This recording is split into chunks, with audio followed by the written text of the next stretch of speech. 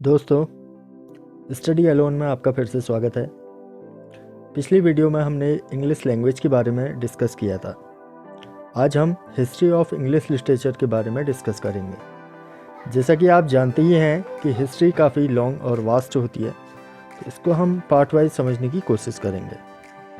शुरुआती दौर में रोमन एम्पायर इंग्लैंड का ही एक प्रांत था या राज्य था, जिसका बाद में ब्रिटानिया नाम वहाँ के सेल्टिक भाषा बोलने वाले निवासियों जो ब्रिटोन्स थे उनकी वजह से पड़ा था। ब्रिटोन्स ने रोमन सभ्यता को ग्रहण कर लिया था।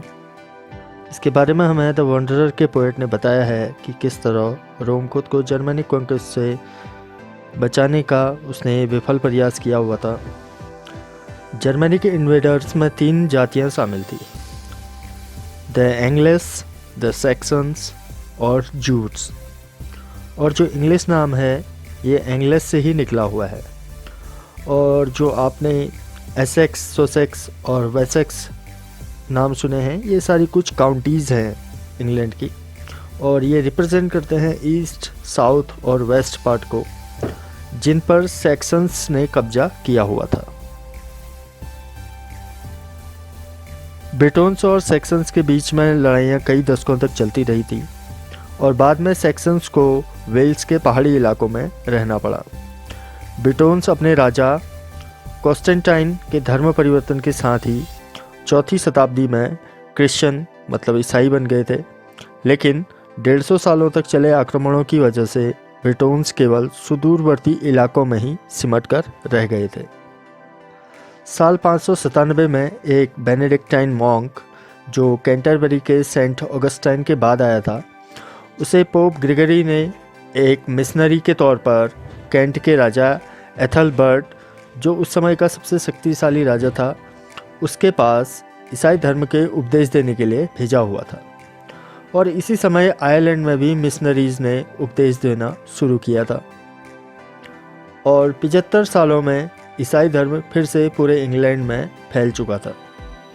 किंग एथलबर्ट ने ही सबसे पहले ओल्ड इंग्लिश, जो एंग्लो सैक्सन्स प्रयोग किया करते थे, उसमें पहला कोड ऑफ लॉज लिखा हुआ था, और एथलबर्ट ही सबसे पहला ईसाई राजा था।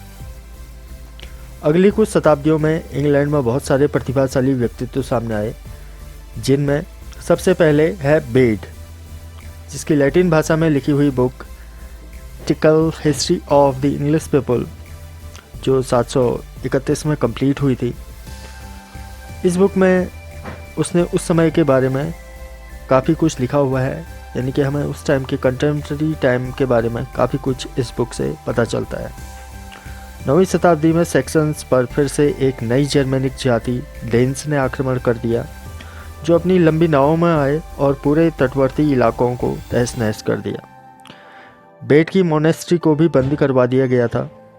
इस आक्रमण से प्रभावित होकर 10वीं शताब्दी में ओल्ड इंग्लिश में एक लास्ट हेरोइक पोएम लिखी गई थी, जिसका नाम द बैटल ऑफ मेल्डन है। डेन्स ने पूरे उत्तरी भाग में कब्जा कर लिया था और उन्हें आगे बढ़ने से वेस्ट सैक्सन्स के राजा अल्फ्रेड द ग्रेट ने 771 से 899 तक रोके रखा। और यही वह राजा है जिसने अपने समय में लिटरेचर को संरक्षण प्रदान किया था।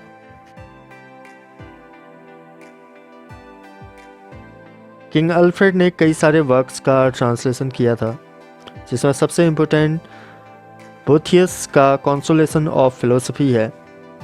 अल्फ्रेड ने बेट की हिस्ट्री का भी ट्रांसलेशन करने का प्रयास किया था, और एंग्लो सैक्सन क्रॉनिकल की भी शुरुआत किंग अल्फ्रेड ने ही की थी।